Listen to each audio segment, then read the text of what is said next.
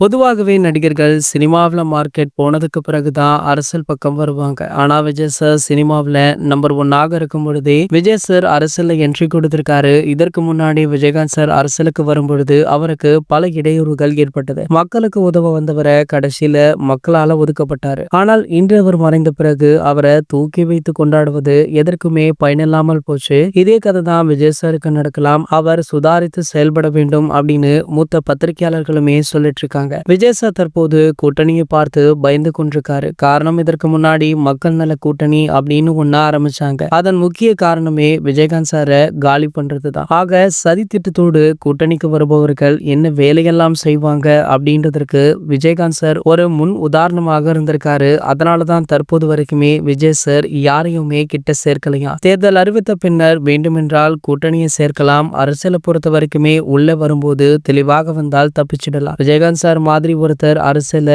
அவ்வளவு பெரிய ஞானம் இருந்தவரையே ஏமாத்திட்டாங்க. விஜய் சார் இது எல்லாம் கவனித்துக் கொண்டிருக்காரு. சமீபத்துல கூட அண்ணாமலை விஜய் சாரை சந்திக்க அப்பாயின்மெண்ட் கேட்டிருக்காரு. அதற்கு விஜய் சார் கொடுக்கலையாம். என்ன நோக்கத்திற்காக அண்ணாமலை வரார் அப்படின்றது விஜய் சாருக்கு ரொம்ப நல்லாவே தெரியும். ஆகையால எதுவுமே வேண்டாம் அப்படின்னு நிராகரிச்சிருக்காராம். சோ இதனையே தான் விஜயகாந்த் சாருடைய மனைவியான பிரேமலதா விஜயகாந்த் அவர்களுமே சமீபத்திய பேட்டி ஒன்றுல தெரிவிச்சிருந்தாங்க. இது போன்ற செய்திகளை பற்றி நீங்க உடனே தெரிஞ்சுக்க நம்மளுடைய சேனலை மறக்காம சப்ஸ்கிரைப் பண்ணிக்கோங்க.